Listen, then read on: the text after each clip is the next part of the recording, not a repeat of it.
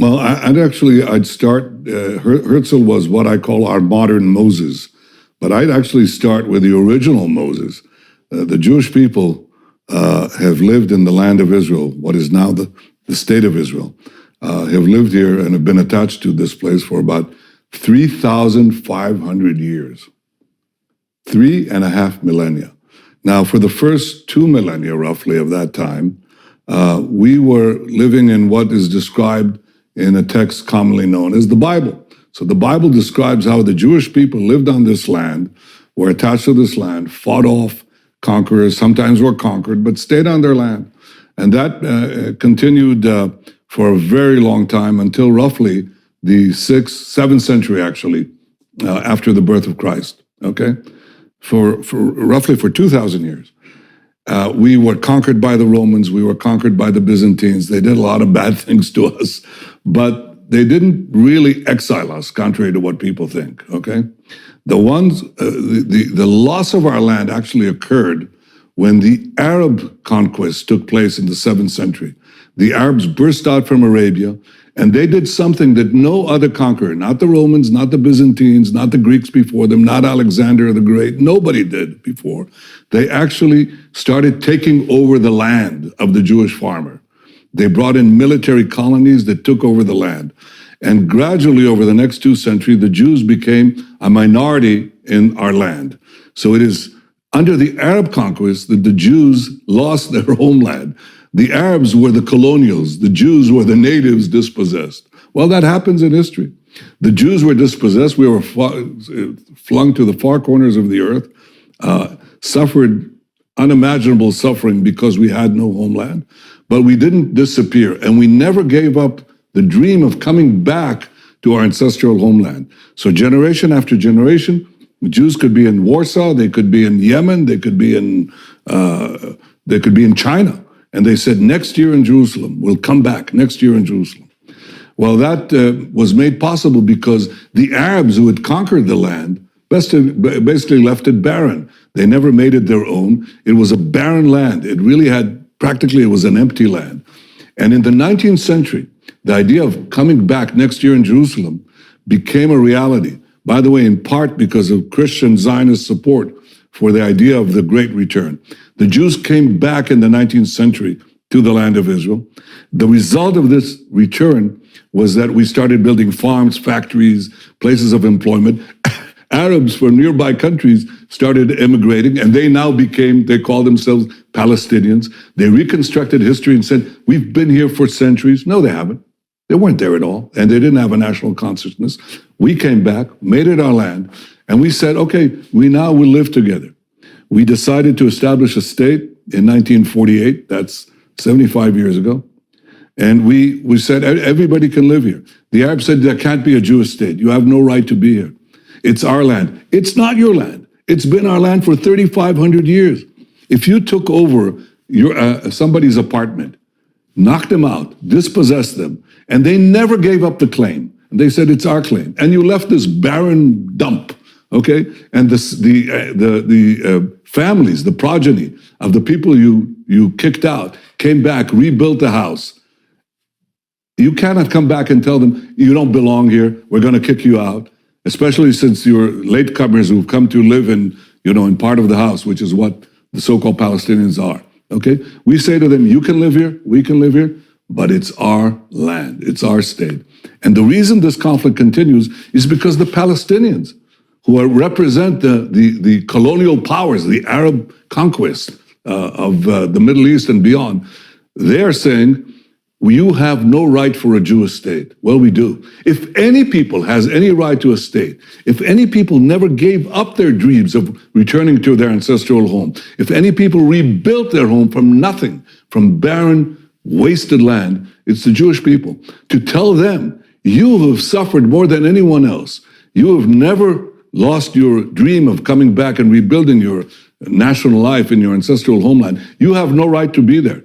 But the Arabs who are trying to destroy you, they have that right. That is a complete perversion of history and also a complete perversion of justice. The Jews belong to this land belongs to the Jews. The Palestinians are free to live here next to us, among us. but they're not free to demand the dissolution of the Jewish state. That is not justice. That is injustice. That's the shortest lecture I can give you about Jewish history. So why do you think the claim that the Palestinians were somehow there in Israel first and have been displaced in a colonial occupation, let's say, by the Jews, why do you think that idea has gained such cachet, not least in the West? Because of ignorance? I mean, what do you mean they were here first? Well, you're familiar with the story of Jesus, right?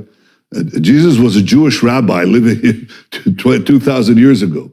He was a rabbi from the Galilee, okay? He came to Jerusalem, he turned the money tables of the tables of the money changers on the Temple Mount. Where did that happen? Did it happen in Tibet? It happened here. Jerusalem was our capital. King David made it our capital 3,000 years ago. So the Jews are here. To try to say that they weren't here and that the Palestinians were here thousands of years ago is ridiculous. Anybody who can, you can actually Google this and find out how absurd this thing is. So as far as reinventing ancient history, that is unpardonable, because anybody can find out and understand that the Jews were here for thousands of years, the Palestinians weren't here. As far as modern times are concerned, what the Palestinians have said is, and I write this in my book, and I show it because it's so comical. What they say is, we were here, Palestine was a verdant land in the 19th century, teeming with the Palestinians, until the Jews came in, took it over and threw it out. Okay, well, that's what Arafat effectively said in his infamous speech in the United Nations, blaming Zionism, equating Zionism with racism. Well, there's only one problem with that. He said that the Jewish invasion of this verdant Palestinian homeland happened in 1881, okay? The problem with that is that 12 years before, a famous visitor, among hundreds of visitors, named Mark Twain, visited the Holy Land. And he describes a totally different picture. He describes Palestine, I'm quoting him, is a vast wasteland. He said, only imagination can grace this barren land with the pomp of circumstance and life. It's just, he said, we traveled for a whole day. We didn't see, in the Galilee, we didn't see a human being, one single human being. He said, Jerusalem sits in sackcloth and ashes. And as he was saying that, it's the Jewish return that began building the land. Well, perhaps one could argue, it's obvious that Mark Twain was not in the service of the Jewish state because it didn't exist. He wasn't in the service of the Jewish lobby because there wasn't any Jewish lobby. He was just reporting what was there. Could there possibly have been a tremendous influx of Palestinians between 1869 and 1881, the year that Arafat says the Jewish invasion began and destroyed the Palestinian paradise? Well, alas, no. Because in the year 1881, another famous visitor visits Israel, and he visits this land, and he writes also his memoirs, okay? His name was Arthur Penrhyn Stanley. He was a very famous courtier of Queen Victoria's court, okay? And he came here on a special visit. And he says, I looked south and I looked north. He says, I'm in Judea, and I see nothing. He says, a barren expanse. And they both express, both Twain and Arthur Penrhyn Stanley say the same thing. When will the Jews come back and bring this land to life? And the answer is right then. We came back, brought it back to life. There were Arabs living here, but it was, as I say, a barren wasteland.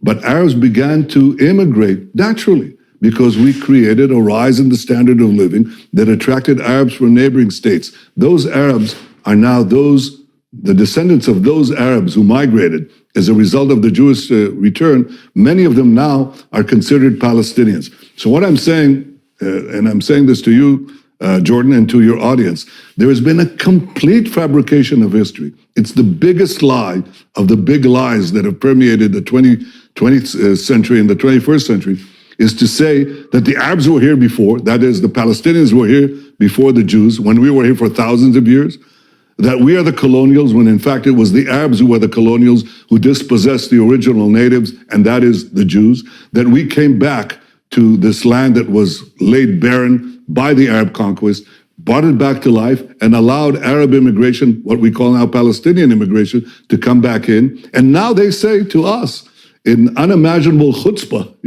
they say, you don't belong here. They recreate ancient history, they recreate modern history, and this is a lot of hokum. It's ridiculous. It's absurd. Well, so, some of it also seems to be, I would say, technically speaking, something like a time frame problem, right? I mean, you said the Arabs came in the 7th century, and that's a long time ago. And so from the 7th century to now, you might think of that as being a time frame long enough to allow for a valid claim of sovereignty ownership.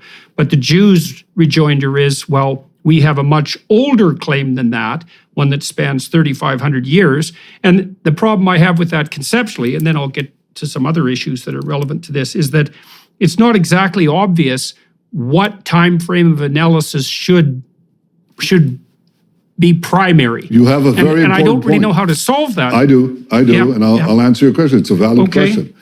If the Arabs, having conquered the land in the 7th century and dispossessed the Jews over the next 2 centuries, the Jewish farmers kicked them out and so on, if they established a viable state, a viable national identity there and so on, you're right.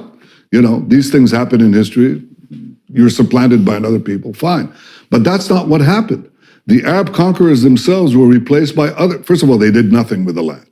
It's just barren. They actually built one town. Mm-hmm. It's called Ramleh. That's it. Hundreds and hundreds of Jewish biblical sites and hundreds and thousands of new sites that we built. The Arabs built one place, one town called Ramleh. That's it. So they did nothing with the land. Then they were replaced by other conquerors. Other conquerors came in. The Mamluks, the Ottomans, ultimately the British, a series of conquerors. In other words, they took over the land, lost the land, and did nothing with the land. So if they had done what you say, if they had created, if that house that we were expelled from was taken over by another people, another family, they built a family there, they had children, grandchildren, they extended the porch, they built a parking garage and so on, it's gone. What can you do? You still have the ability to demand reclamations, compensation and so on. But, tough luck. That happens in history. But that's not what happened. Once the Jews were conquered by the Arabs did nothing with it, lost the land to others. Now we come back and bring it back to life 13 centuries later and perform this miracle, and they fabricate a history where we were there all the time. It was a verdant homeland. It was built up. It was nothing of the kind. It was desert. It was nothing. Now, it's not merely Mark Twain and Arthur Penryn Stanley who say that. Hundreds and hundreds and hundreds of travelogues over the centuries of famous French poets, of Swiss travelers, of German theologians, everybody, of poets, writers, travelers, who describe exactly the same thing. There was nothing there. There was no Palestinian state. There were no Palestinians. They didn't even, the Arabs even didn't call themselves that. They were calling themselves parts of southern Syria, whatever. There was no national consciousness. There was nothing to form the consciousness about. In the 20th century, the Arab world and the Palestinians and their supporters in the West, among the intellectual elites, basically erased history and recreated a fake history that deracinates the Jewish roots that are unparalleled. There is no other story in the history of nations where people fought for so long for their land, for 2,000 years, were dispossessed from it, came back to it, did not kick out an existing population with a national consciousness, rebuilt the land, and now are being told you have no connections to it. You were, you're the colonials. No, we're not. We're not just to give this. Just to give us a fine point, because this is so crucial, what we're discussing. And I discuss it at considerable length in my book because people are so ignorant of history. We are not the Belgians in the Congo. We're not the Dutch in Indonesia, okay? We're not the British in South Africa. We had been there all the time. We had been in the Congo. We had been, if you will, the equivalent in Indonesia. We were kicked out of the Congo, and nothing happened in the Congo. Nothing. No other people there, no development, nothing. Okay? Now we come back to our land, build it up, enable immigration of Arabs, who are now called Palestinians, from neighboring lands, and they tell us, oh, you don't belong here, you dispossessed us. This is essentially what Arab propaganda and Palestinian propaganda has done, and what I labored not only in the present book, my own history, Bibi, my story, but in a previous book, A Place Among the Nations, to debunk. And you know what? The interesting thing is this, so far, it's quite amazing. No fact that I put forward in any of these books has ever been challenged. Not one. Not one. Usually, when people, Place Among the Nations, my previous book, answering much of the questions that you ask, usually polemical books are challenged. The critics, and in my case, critics from the left, they'd find, some straggler, some factoid that is wrong, some formulation that is unfortunate, and so on, okay? Nothing. Nobody ever challenged it. It got, in those days, rave reviews from the New York Times, from great writers like Connor Cruz O'Brien and Paul Johnson and others. These are great writers, and it wasn't challenged, okay? My current book has not been challenged on historical facts. Nothing. People can argue about my opinions, but they don't argue about my facts. Try to be very rigorous about the facts. This whole attack on the Jewish people's right to live in the Jewish homeland, the attempt to erase the Bible and to erase the history after the Bible, and to create a modern fantasy that doesn't exist, based on the Palestinians who want to destroy us, who support terrorism, who are anti-democratic, who are or basically neo-colonials, because they're really the colonials. That is something that I think has. It's not merely folly. It has something fundamentally wrong morally, because it is both untrue and unjust. And I know there's a principle of ownership in Western common law, in English common law, and I'm not a lawyer, so I may muck this up to some degree, but I understand the principle.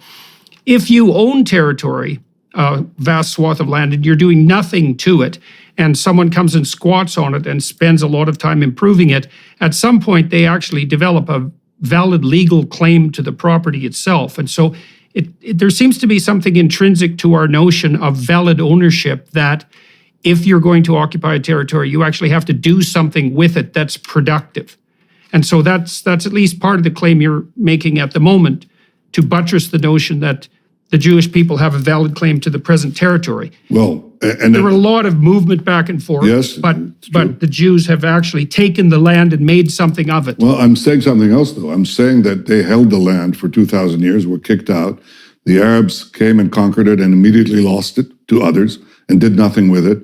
The others did nothing with it. So it was basically, they took over my apartment, okay, a long time ago. The guys who took over, who basically kicked me out, were kicked out themselves.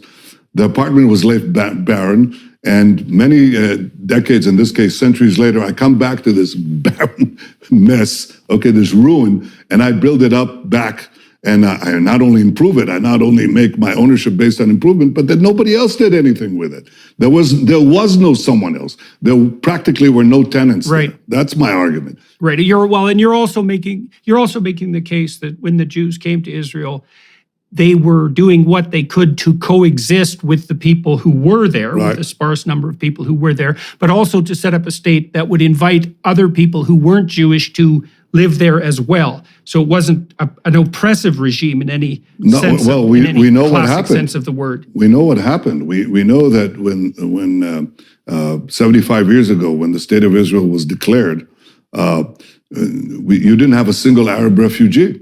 I mean, the Arabs say now that their enmity to Israel and the reason they went to war with Israel was because of the Arab refugee.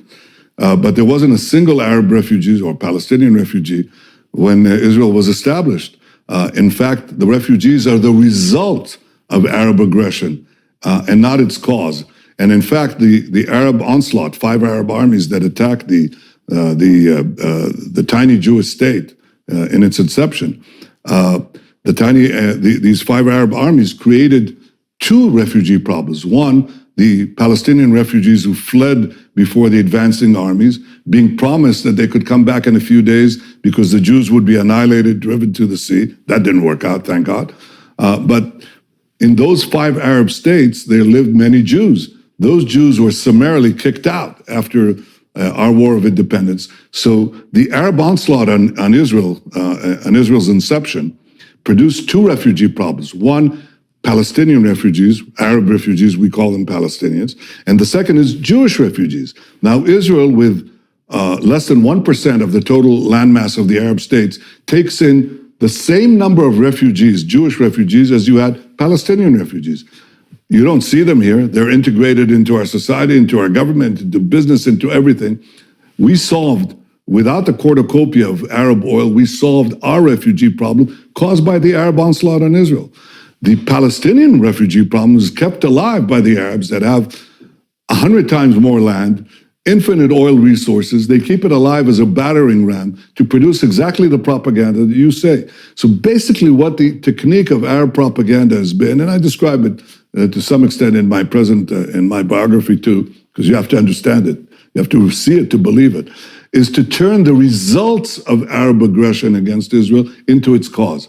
They first did that with the refugees when Israel was established. They then didn't accept Israel's right to exist, even though we're a tiny country. They tried to attack us again 19 years later and destroy us. That's called the 6-Day Wars. In 6 days, we pushed back the Arab countries and took over our ancestral lands of Judea, Samaria. And again, what the Arabs did is exactly the same thing. They said that our occupation, our so-called occupation of the heartland of the Jewish people, Judea and Samaria, that produced the war. No, that didn't produce the war. It was the result of their attempt, their second attempt to annihilate us. So this technique of reversing causality, that is, accusing Israel, basically turning the results of Arab aggression into its cause, is again one of these ways of creating the delegitimization of Israel. The reason we have not had peace with the Palestinians is not because of the Arab refugees. There weren't any when they attacked us. The reason is not the territories. We didn't control these territories. They were in Arab hands before the 6-Day War. All of these things are a result of the Arab aggression. And what is the cause of the Arab aggression? It's the persistent Arab refusal to accept a Jewish state in any boundary in our ancestral homeland. And if you remove that, you get peace. Now, how do we know that we get peace? Because this persistent Arab refusal has dissipated. It's dissipated over time. As the strength of Israel, as I describe in my book, as Israel becomes not merely a fact, but a permanent fact in the Middle East, so they know they can't get rid of it. So Arab countries begin to make peace with us. And I had the privilege, which I describe again in my book, of forging 4 Arab peace agreements, 4 peace agreements with Arab states, because that barrier, that obstacle of refusing to accept a Jewish state at any boundary has disappeared. Where does it persist? In the Palestinians, who are 1 to 2% of the entire Arab world, wagging it's the tail wagging the dog, or they tried until recently. They were quite successful in wagging the dog. Palestinians, cling on to the fantasy of eliminating Israel, denying us our historical and present rights to live anywhere in this land, refusing to any kind of practical compromise, refusing to accept the declaration of Israel in the UN, the partition resolution. We did, they refused, refusing any kind of realistic negotiation for peace. What has happened, and here's what happened, Jordan. For the last quarter of a century, after the initial peace treaties with Egypt and Jordan, for 25 years, we had no peace treaties with any Arab country because the elites, the foreign policy elites and the experts and the intellectuals explained, you cannot make peace with the rest of the Arab world unless you make peace first with the Palestinians. There's a problem there. Right. Well, you can't, because the Palestinians are not interested in peace with Israel. They're interested in the peace without Israel. They're not interested in a state next to Israel. They're interested in a state instead of Israel. So if you wait for the Palestinians, you'll wait another quarter of a century, another half century, another century. You're not going to get anywhere. I had to break that logjam, and I describe how I did that in my book. I had to go around the Palestinians, go to the United Arab Emirates, go Bahrain, Morocco, Sudan, and make peace with them. Why did they change their attitude towards Israel? They changed it because of the result, the growth of Israeli power. As Israel became more powerful technologically, we made a free market revolution that released the genius in our people. Israel became the innovation nation. You can't do that if you're paying 75% marginal tax rate, right? So we cut tax rates, put in basically a capitalist economy, and Israel exploded. But it also became very powerful militarily because we could now afford to fund it. The combination of economic power through free markets and military and intelligence power that combined to give us diplomatic power. And with that, Arab leaders in the area began to see it see Israel not as their enemy, but as their indispensable ally against a force that was threatening both Israel and them, and that's Iran's aggression. And secondly, they saw the innovation nation that is Israel as a fount of tremendous technology that could better the lives of their people. And therefore we made these historic peace agreements in record time because now we were no longer bound by the Palestinian straitjacket that you're familiar with in Toronto and in New Zealand and so on. The Arab world is not there. Some of it is, but a lot of it is changing. And so my idea is, how do you solve the Palestinian problem? Anytime they want to truly sit down and negotiate, be my guest. I'll be happy to do that. And I've tried that in the past. But in reality, I took a different track. Instead of saying, first we'll solve the problem with the Palestinians, then we'll solve the problem with the Arab world, I actually reversed it. I said, let's go to the Arab world and let's get peace with the Arab world and then circle back to the Palestinians. If they're ready to come before, fine. But if not, let's get peace with 99% and then try to make peace with the 1%, as opposed to let's try the implacable 1% and wait until we get to the other 99%. That's a complete reversal of concept. It's still being challenged. You'll see some of the old guard still saying, no, we have to, we have to go to the Palestinians before we go to the Arab world, and we'll never get peace. Do you have a coffee lover on your holiday shopping list? Black Rifle has all with the code JORDAN. Better yet, sign your Secret Santa up for a coffee club subscription. Imagine the joy of a pre-scheduled coffee delivery, your favorite roast when you need them most. It's the gift that keeps on giving. Black Rifle Coffee Company is veteran-founded and operated. They take pride in serving coffee and cold. So I want to divide this into two tracks now. I want to first of all investigate some of the history behind the willingness of other states to support the Jewish claim to a homeland in the Middle East, because I think that's quite interesting. And then I want to speak more about the Abraham Accords, which you discussed. So one of the things that fascinated me, well, historically, but also in your book, is your discussion of the Balfour Declaration. And so that's obviously before the utter catastrophe of the Holocaust and the catastrophes the Jewish people ran into in the middle of the 20th century. By the time of the Balfour Declaration, there was some sense, at least in Great Britain, that the claim that Herzl had put forward, for example, that the Jews and the world would benefit from a Jewish homeland in the Middle East, had some validity. So why do you think that developed? And then how do you think it extended? Because you got bipartisan support for the notion of a Jewish homeland from the Americans by 1944.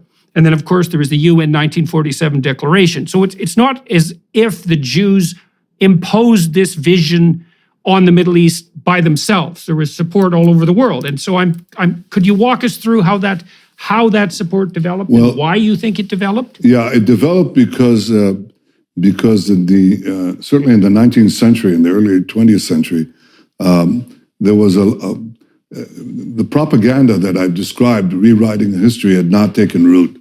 And most educated people knew the history of the Bible, the history of the Jewish people, their dispossession, what they thought were the horrors that the Jews suffered in their exile and dispersion, which was nothing compared to what was going to come later in the Holocaust. But that was enough for them.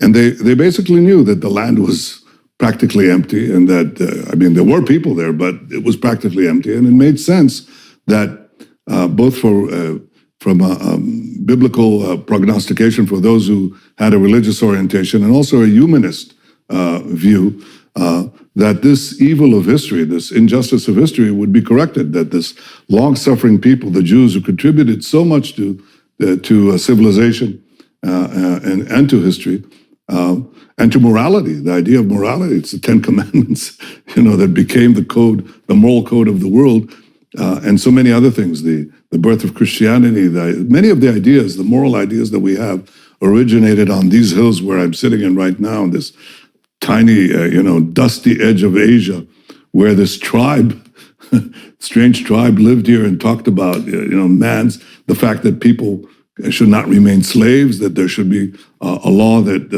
applies to all of them, that kings are not divine, that they're subject to moral authority and censure and all sorts of other crazy ideas like that. It's all originated here. And so the educated leaders that met in World War I after the collapse of the Ottoman Empire, they had to decide, who gets what. And they came upon the idea of self-determination, that is, that people should have, the ability to govern their nations, obviously with civic rights for other peoples living in their midst. And they concluded, knowing the history that I just described, that is so unknown today on college campuses and among so-called intellectuals or anything but that, that the Jews deserved this right to rebuild their national life in their ancestral homeland. And that's how it developed. But the first one to actually bring it forward, you mentioned in the beginning of your comments, was Theodor Herzl. Theodor Herzl was a giant of history. He was a journalist. He was a Jewish journalist in the late 19th century. He was born in Hungary, but worked for a very prestigious paper in Vienna. When he was dispatched to Paris as a correspondent, he saw the infamous Dreyfus trial, where a Jewish officer in the French army was falsely accused, as it later turned out, of espionage and betrayal, and was sentenced to Devil's Island and other horrible things. And he said this: if this can happen to the Jews in the apex of Western civilization, then it could happen anywhere. And he predicted that within a few decades, the fires of anti-Semitism would consume the Jews of Europe, that they would be slaughtered. He actually saw that. He wrote these things in 1900 roughly and before. And of course, the Holocaust came less than half a century later. And he said there's only one solution for this. The solution is to have the Jews, the solution is not going to be to integrate the Jews in societies, because that's not going to work. The solution would not be to eliminate nationalism through communism and other cosmopolitan internationalism. Right. That's not going to work either. And in fact, he was right, because so much of anti-Semitism. And now Hitlerism rises. 1933, Hitler rises to power. My father, who later became a great historian of the Jewish people, he's all of 23 years old. And here's what he writes with the rise of Hitler. He says, Hitlerism will annihilate all the Jews of Europe, and it's racial anti-Semitism that would consume every last Jew. And the only way we can fight it is to persuade the civilized world that it is not only the Jews who will be annihilated or threatened, it's their civilization too.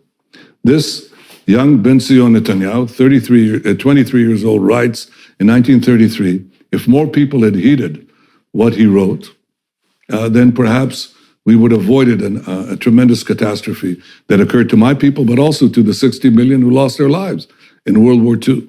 Well, they didn't. Now, my father saw this coming, and a few years later, he went to the United States in World War II, and he sought to recruit American public opinion. He's a young man in his early 30s. He's trying to recruit American public opinion to recognize that it's not merely for the sake of justice, doing justice with the Jews who are being incinerated in Europe. It's for American interest and Western interest to have a strong Jewish state, And finally, he makes his way up the ladder because one official hears him, brings him to another, because he argued something that no Jew had argued before, no Zionist leader argued before. They all argued the moral case, which we've been discussing at some length in this program. But my father, he didn't abandon the moral case. He argued it with great passion. But he turned, when he talked to statesmen, as he taught me, when you talk to public opinion, you talk about justice. And you have to argue the justice of your cause. That those who are unjust do the same, so you may as well do it, to protect yourself against the people who lie, the people who cheat or present themselves as moralists while they blow up babies deliberately, okay? Speak of human rights while they trample human rights. You have to argue justice and speak the truth. But when you speak to statesmen, as my father told me, you have to tell them, you have to speak of interest.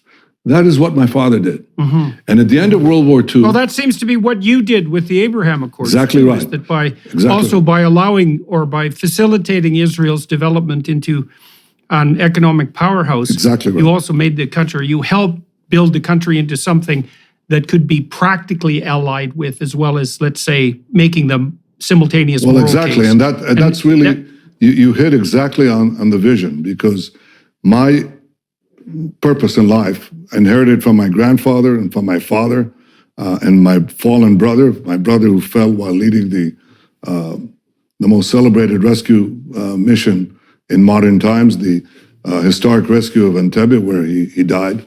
I described that moment when I learned about it in some detail, and also what happened there, which is not fully known. But I inherited from them a life of purpose. And the purpose was to assure the prosperity, security, and permanence of the Jewish state, insofar as you can offer anything permanent in our world. And to do that, I realized that Israel had to be not only to fend off the false claims that tried to deny its legitimacy as a state and our historic rights and our ancient homeland, but quite separate or complementing that is to make Israel very powerful. Because history is very unkind. And productive, not just powerful, right? Because the other advantage you had with the Abraham Accords was that you could present Israel as a compelling partner in economic development to Arab states that were actually hungry for a pathway forward out of their unidimensional dependence on oil wealth, for example. Exactly right. When I say powerful, I don't mean militarily powerful, and that's exactly what I point out in the book. And I said, normally, if you ask Israelis before that, what is powerful? Well, powerful means having a strong army. I concluded very early on, having served in the army, I served in a special unit, an elite unit, and I described my brushes with death and clandestine missions and far into beyond the lines of enemy lines, and many firefights that I was in. In one, I nearly drowned in the Suez Canal. In one, I was shot while rescuing, while taking part in a rescue of hostages in a hijacked plane, and so on. So I had intimacy with the military, obviously, because I also served for 5 years in this special unit as a soldier and officer. And it's a big adventure story, as you must have read. But I understood early on that to have military power, you have to pay for all these things. You have to pay for F-35 aircrafts. You have to pay for submarines, for tanks, for drones, for cyber, for intelligence, all very expensive. How are you going to pay for it? Oh, well, in Israel, semi-socialist Israel that I grew up in, it's very obvious. You tax the rich. Well, the problem with that is you don't have enough rich people, and they're all going to leave to other places with lower taxes. So I figured that the way you can actually enable Israel to be strong militarily is you have to make it strong economically. But to make it strong economically, you have to completely overhaul Israel's economic system from semi-socialism to free market capitalism. And I entered public life essentially with that view. And I became first prime minister, then finance minister, and again prime minister. And I led a free market revolution that turned Israel from basically a supplicant to one of the most advanced economies on earth. Just to give you an example, when I when I was first elected prime minister, Israel was well behind all the Western European economies, certainly the United States and Canada, in terms of per capita income. Well, as a result of the changes that I put forward and I described in the book, Israel became, in per capita income, wealthier than Japan, France, Britain, Germany. It's actually outstripped them all. And the power, my vision was that the fusion of free markets and technology, which we invest in all the time in our military, that produces this tremendous efflorescence, economic efflorescence, and that gives you the power combination. The power combination is not merely the military, which you can now afford. It's the civilian technology which you now develop. And so Arab states could see, well, Israel is a strong country, and with enough resolute leadership, it will oppose Iran that threatens both of us. But Israel also produces fantastic desalinization. Israel produces tremendous developments in energy, tremendous digital developments, tremendous developments in health, and so on. We were the first to leave COVID because of our databases that we developed for the population and so on. We were the first to exit COVID and rebuild our economy very quickly. So the combination of civilian technology and military and intelligence capability produced this desire on the part of the Arabs to make peace with us. And you know, the attitudes, those ingrained attitudes, anti-Israel attitudes that are still rife in the Arab world, begin to change because here's what happened. Because I could make these peace treaties with the Gulf states, hundreds of thousands of Israelis now fly over the skies of Saudi Arabia, land in Dubai or Abu Dhabi or Bahrain, and Arabs there embrace the Israelis who are coming there, and Arabs and Jews are dancing in the streets. Now they're making joint ventures together. You know, they have economic interests, but also the views, the cartoonish absurdities of Arab propaganda are dissipated with this human contact. So the new kind of peace that we have, a peace based on power and interest, is actually changing the previous assumptions about Israel in many parts of the Arab world. My goal, and I say this openly, my goal, if as I hope I'll form a government very soon, is to continue the expansion of the circle of peace to the rest of the Arab world. But I don't think it's going to be actually a quantum leap again, because there is a country there that is a close neighbor that is extraordinarily important, and that's Saudi Arabia. And if I can achieve a Saudi-Israeli peace, we will be well on the route of ending the Arab-Israeli conflict, and we'll be left with the Palestinian-Israeli conflict. But it will be a lot more manageable, and we will have changed history. The idea is peace through strength.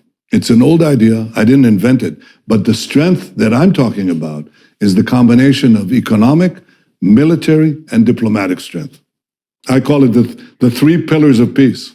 Could you walk us through what you did on the economic front? I have two questions there. What did you do on the economic front to move Israel from a relatively far left-leaning socialist state to a free market economy? So I'd like to know the details. And second, why do you think that, given the radical success of your free market maneuvers, that the more socialist vision was so attractive to Israelis for such a long period of time? So let's start with the first one. So tell us what you did on the economic front to allow for the emergence of this Silicon Valley-like miracle in Israel that's unfolded over the last, about 15 years, something like that? 20 years, yes, exactly 20 years. 20 years. Well, the first thing I did was, if I can borrow a phrase from the Clintonites, never let a good crisis go to waste. We had a tremendous economic crisis when I took over as finance minister in 2003, horrible things. And the country was still along semi-socialist lines. And I decided, and most people thought it was because of the collapse of the dot-com markets, if you remember that, which it was, but it was a tiny factor of it. It wasn't a really important one. Or they thought it was because we had terrorist attacks, which was also part of it. But I thought it was a structural problem. Why were we, before the dot-com collapse, before this or that explosion of terrorism, why were we, a gifted people, people with a pretty good educational system, how come we were trailing all the countries of Western Europe? And the idea was, well, education is enough. If we have good education, we'll get well. That's hogwash. I mean, the Soviet Union had tremendous education, and they had tremendous mathematicians, tremendous physicists, tremendous metallurgists. They were dirt poor. And yet when any one of these people was put on a plane and someone managed to smuggle himself to Palo Alto, they were producing wealth within days because you had a free market there. So technology by itself doesn't produce wealth. Free markets and technology, free markets do produce wealth, but free markets with technology produce unbelievable spurts of growth and wealth. And that was my vision for Israel.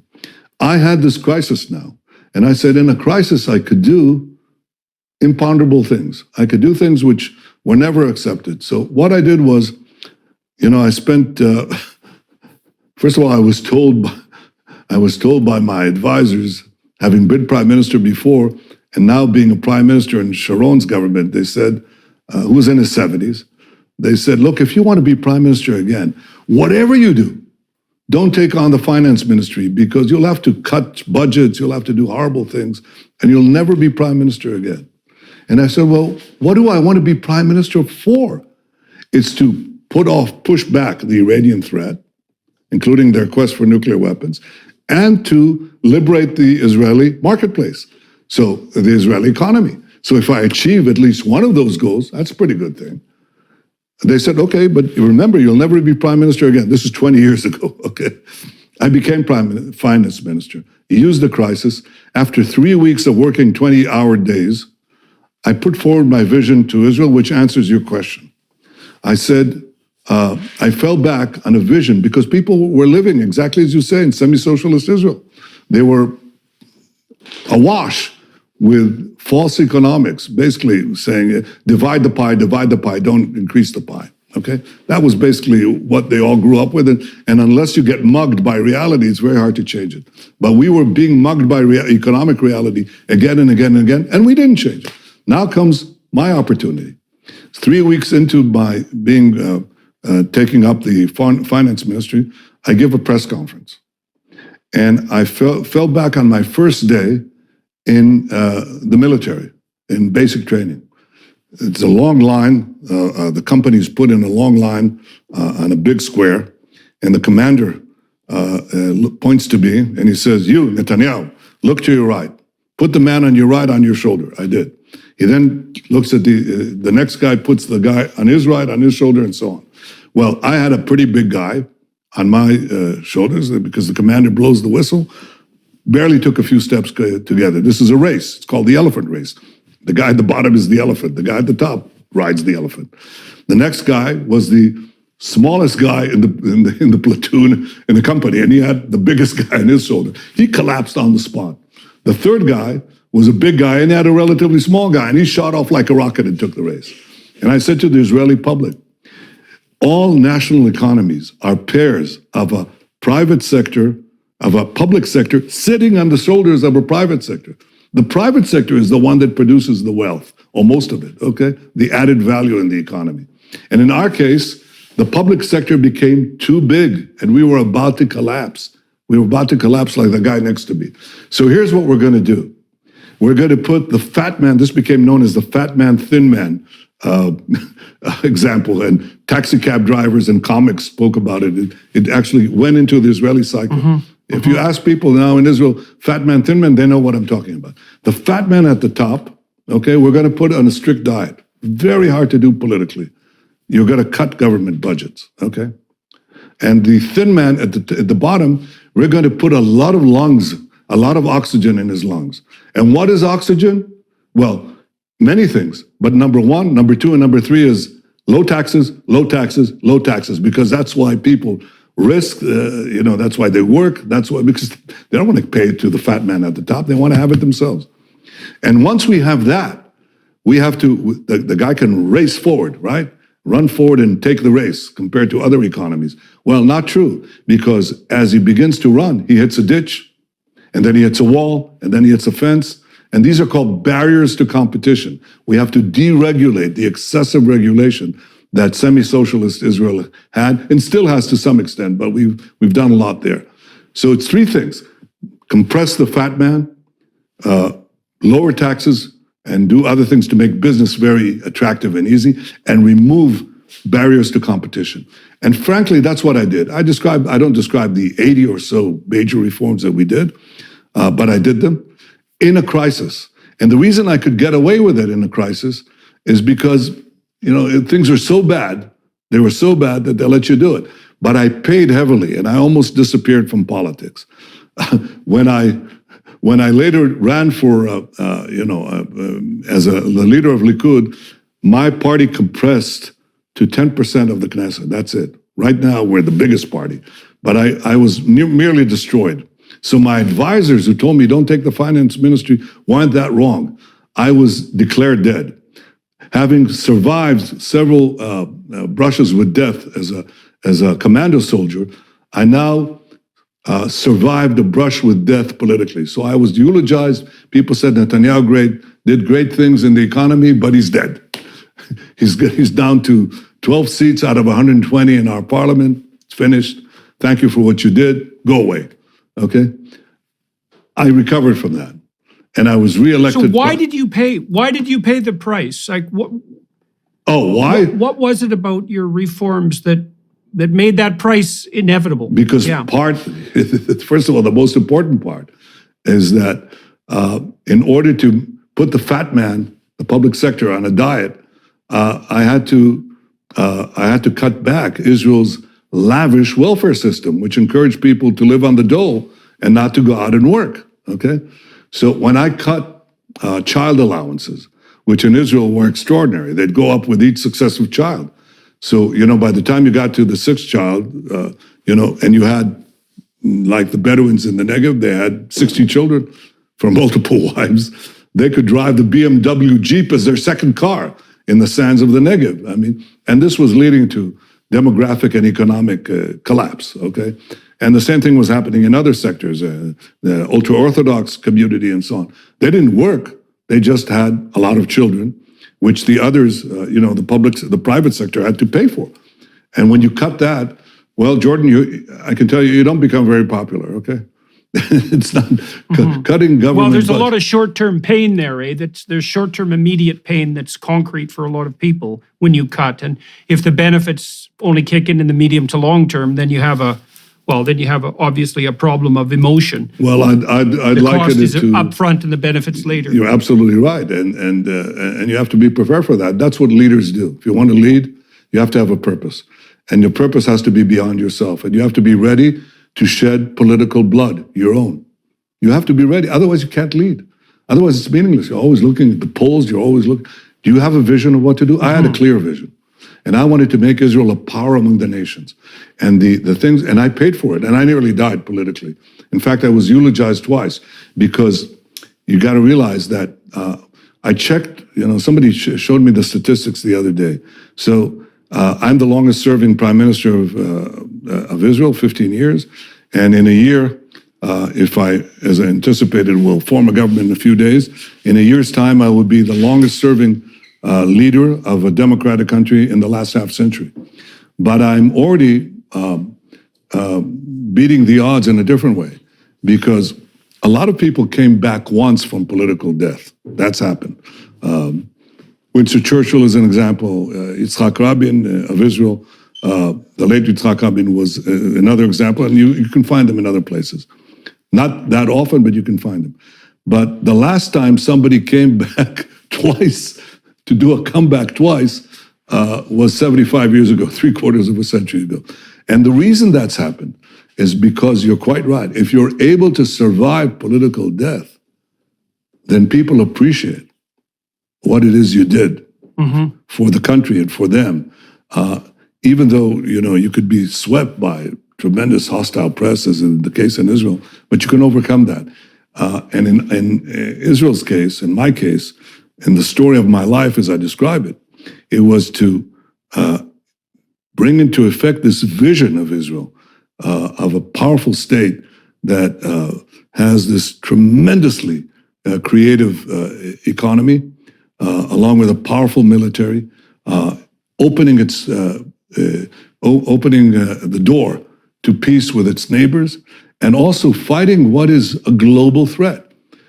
Iran, with nuclear weapons and intercontinental ballistic missiles that can reach Canada and the United States and anywhere, is a threat to all of humanity. And by protecting Israel, by fending them off, I of course protect Israel, but I think we protect the larger international community. People appreciate that. That's why I'm sitting with you a few days before I expect to go back into office, because we can have this free-ranging conversation now. I can talk about my book, which I unabashedly am trying to plug in this conversation, and I urge you to read it for two reasons. One, as you say, to understand better the history of the Jewish state, the Jewish national movement, Zionism, that led it, the reality of the Middle East and how it's changing, by the way, for the better, the threat of Iran, all of these things, and my contacts with the successive American presidents who are very different from one another, and I've had to deal with quite a few of them, and it's an interesting story. But I think beyond that, I think it's to live a life of purpose. Okay, well, you had to be guided by and have faith in principles that were outside of short-term advantage in order to do what you did. And that's the story that you lay out in your book, and that seems to be in accordance with the facts on the ground. When you, in your political experience, no doubt you've dealt with political leaders who have a vision and who are abiding by principles, and then you have dealt with political leaders who don't. And one of the questions I have for you as a consequence is, what is it that you think that the leaders who who aren't guided by principle and vision, what is it that they're pursuing? And in your experience, is that more common on the political front than guidance by vision and principle? In general, yes, it's more common. And that's why people don't have high respect for politicians. They speak of principle, but they're usually interested in personal power. For me, power by itself is meaningless. Power for what? I mean, I can make a better living outside. Well, that's what I'm asking. Yeah. Well, that's exactly what I'm asking. I don't really understand. I don't understand the drive for power, so to speak, or authority or influence outside of the realm of guiding principle, because it like if it's just a shallow hedonism, let's say, or a desire for acclaim, I would think also there's easier and more productive ways of pursuing that. I certainly agree with you. You're right, because Israeli politics isn't exactly a walk in the woods. I mean, or a rose garden. It's very cruel. And my family and myself were subjected to incredible calumny and slanders and lies. It's horrible. So unless you have an overriding purpose, there's no point. To come back twice from political death, to have been eulogized, usually unfavorably, you don't come back for the perks of power, which are absurd anyway. I mean, anybody who can learn a living will do better than what heads of state get in the Western world. They're forced into it's nothing. I mean, believe me, you get better accommodations when you're in the private sector. So that's not the reason. For me, Right. As I said, I've lived a life of purpose to revamp, to assure Israel's permanence. My father and my grandfather worked very hard, labored very hard to assure that the Jewish people would come back, would have a state. And I worked very hard to assure that they'd keep a state and that state would become a power among the nations. By the way, the University of Pennsylvania has this annual poll in which they asked 17,000 opinion leaders in, I think, 20 countries to rank the powers of the world. And in the decade that I led Israel, between 2010 to 2020, Israel was consistently ranked as the 8th power in the world. Now you got to understand, we're 1/10 of 1% of the population of the world. You know, we're going to reach 10 million soon. Ahead of us are countries with billion people, hundreds of millions of people, tens of millions of people, and below us the same. But we stand out, this tiny, tiny country. And the reason that's so is because I put this vision that is my purpose in life into being But the jury's still out. It's not that you can sit on your laurels. I can't say, oh, well, and I'm coming back in. I've done it. I wrote my biography or my autobiography. That's it. No. You have to constantly work at it. You have to constantly increase the economic power, increase the innovation, increase the circle of peace, expand it, and block those who would trample us. And it's not automatic. It's not obvious that history will be kind to the good. It's not true. History has been kind to the bad. History has been kind to the worst people. I mean, Genghis Khan ruled ruled a good chunk of the world for over a century and created horrible, terrible horrors. The Roman Empire, you could judge it this way or that way, but they ruled through the force of arms and subjugation for centuries, okay? The history, Martin Luther King said the arc of history bends towards justice. Maybe so, but that arc is very brittle, and it could be broken by the darkest forces. And there's lots of variability. Lots of variabilities. And right now, the darkest force in our immediate vicinity is this horrible regime in Tehran, in Iran, that everybody can see its horrors, what it's doing to those incredibly brave men, incredibly brave women who are dying on the streets there.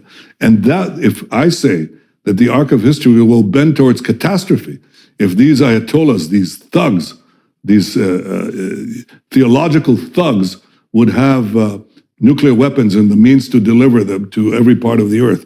So I've made it my life's mission, so far successful, to prevent them from having that. But it's an ongoing thing. The jury is still out.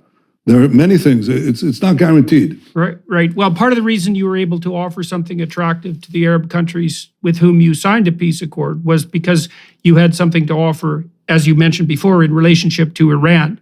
And so let's talk about the Abraham Accords a bit more. Now, you're going to be moving back into office in the upcoming weeks in all likelihood, and you indicated your continuing interest, for obvious reasons, in expanding the Abraham Accords, and you mentioned Saudi Arabia.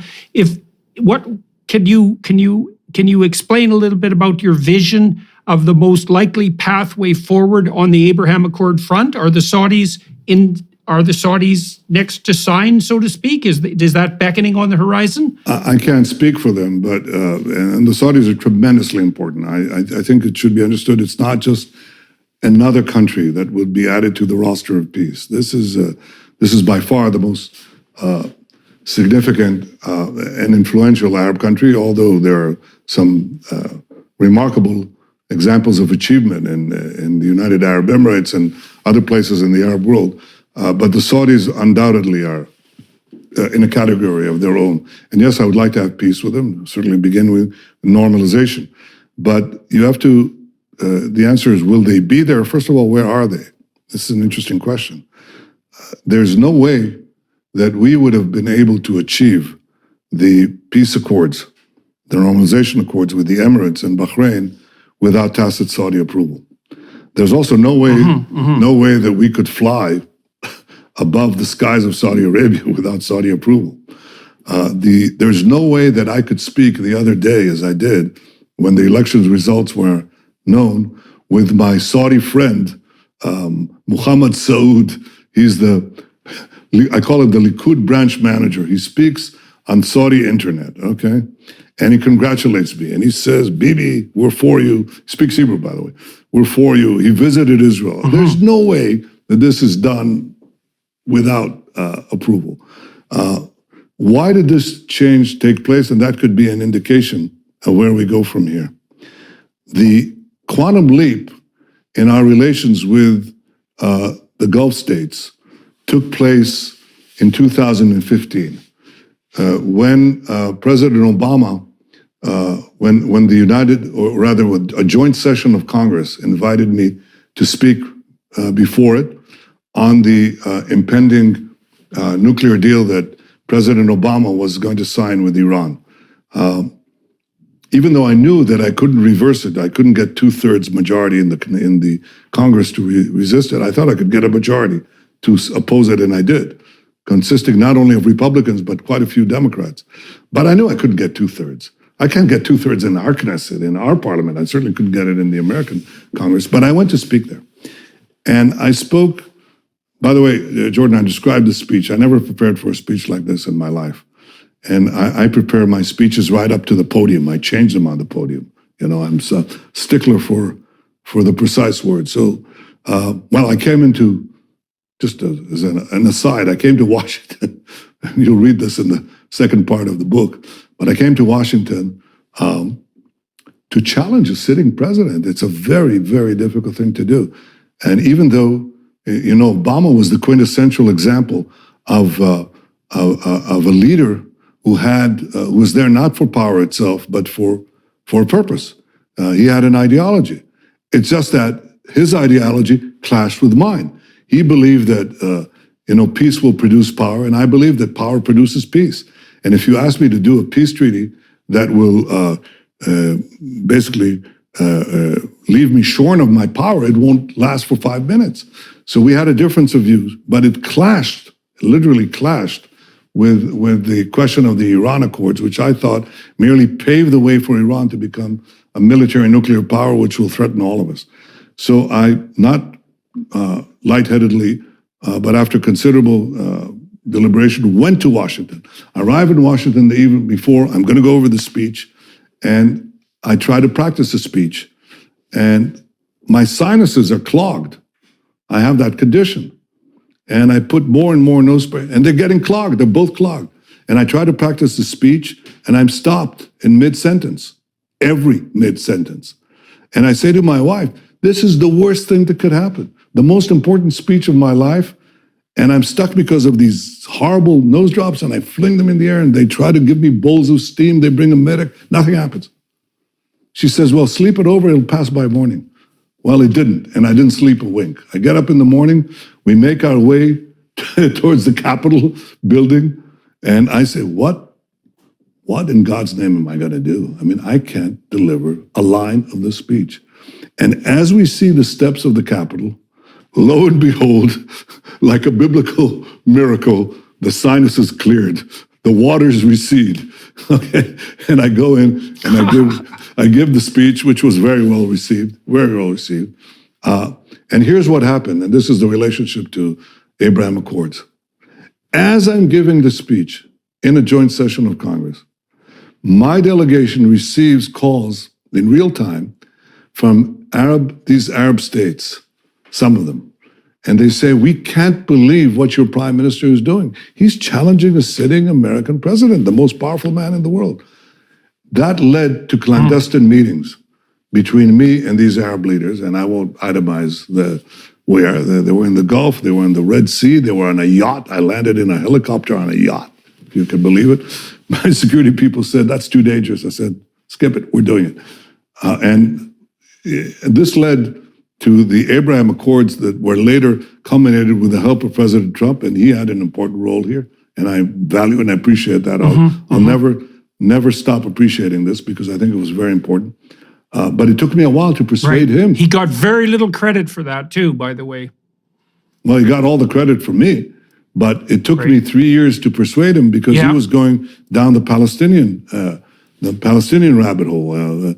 Ron Dermer, my ambassador to Washington, tried to say the difference between, he said, look, getting a peace treaty with, I'm not a golf player, so he said, getting a peace treaty with the United Arab Emirates is a 15-foot putt. Getting peace treaty with Saudi Arabia is a 30-foot putt. Getting a peace treaty with the Palestinians is a 150-foot putt through a brick wall. So it took me about three years to persuade the president. What I said to him, and I also described this in my book, I say in the very first meeting I had with Trump in the White House as president, I said to him, Donald, there are 4 peace treaties waiting to be plucked, ripe, plums ready to be plucked off the tree. And I itemized the country.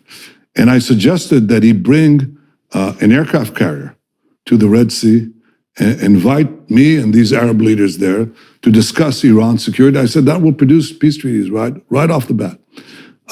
And he didn't buy it. He thought I was trying to evade the Palestinian track. And I said, okay, we'll try the Palestinian track. And we worked on that. And of course, we produced a template, which I think is very productive, but the Palestinians wouldn't come. Just as Arafat couldn't make peace any more than he could fly to the moon, the present leadership can't do it because they'd have to give up what is really guiding the the Palestinian national movement, which is not to build a state, but to destroy one, the Jewish state. So that didn't go anywhere. And so we tried the other track, the track of peace through strength, the path of peace, the peace for economy, peace for other things, and boom, it exploded. Now, will Saudi Arabia be next? It's up to them, of course. But I think that this will be a worthwhile goal for me, I believe for the entire world, and I believe for the leaders of Saudi Arabia. It could be a tremendous, tremendous change. So why do you think the Biden administration hasn't jumped on the Saudi Arabia opportunity, especially given that the Biden administration and the Americans in general would have benefited from closer relations with the Saudis, given the current state of energy, what would you say, uncertainty that plagues the United States and the rest of the world? I mean, it just seemed to me that was low-hanging fruit that was just ready to be plucked, because I knew that the Saudis, for example, were on board, at least tacitly behind the scenes, in relation to the Abraham Accords. And it seems obvious beyond belief that a Saudi-Israel peace accord would be of benefit, obviously, not only to the Saudis and the Israelis, but to everyone in the world, especially given the threat of Iran. So I don't understand why this process has been stalled. And so what are your feelings about that? Well, probably for two reasons. Of course, I'll have an opportunity to speak to President Biden, who's been a longtime friend. 40 years we've known each other since we were both young men. I came to Washington as a diplomat, young diplomat, and he came as a young senator. So I definitely intend to take it up with him. I think there are two schools of thought that push back this obvious opportunity that you described. The first is the Palestinian straitjacket that says, and it still lingers among the foreign policy elites. I mean, they've been at it for decades. They can't let it go. They say, well, no, you have to. Right. Peace means peace with the Palestinians. Peace in the Middle East is not in the Middle East. It's peace in the tiny part of the Middle East between Israel and the Palestinians. But peace with the entire Arab world, that's not peace. Or you can't get to it before you get through the 150-foot putt through the iron wall, which means you'll never get to it. Right. So that's the lingering thing among the foreign policy elites. May be changing because the Abraham Accords sort of started shaking people up to see that there are other opportunities, broader opportunities for peace than they ever imagined. The second reason is that for Saudi Arabia, I think, making that transition requires continually habituating Saudi public opinion, but also conforming to the broader Saudi interests. There are two interests that Saudi Arabia has. It wants to modernize Saudi Arabia. There's no question that the current leader, Mohammed bin Salman, wants to modernize Saudi Arabia, propel it to be an advanced country. Doesn't mean democratic country, not in the way that we think, but look at the United Arab Emirates, or look at Singapore for that matter. They're not exactly European-style, Luxembourg-style democracies, okay? But they have degrees of freedom in the economy and the life of the people that is obviously very different from what you have in Iraq or Syria. It's a different thing altogether, okay? So I'm sure that they want to go there, but that he would want to go there. But for the Saudi leadership to go there, they would have to, I think, be assured that their national interests, and especially their national security interests, are protected. And that requires a certain flexibility on the part of those who want them to take this move. I'm talking about the United States. So it may be that there's a lot more to discuss. I'm loath to be more specific. I obviously have given this some thought, and I'd like to have a go at it, obviously, very soon. I hope.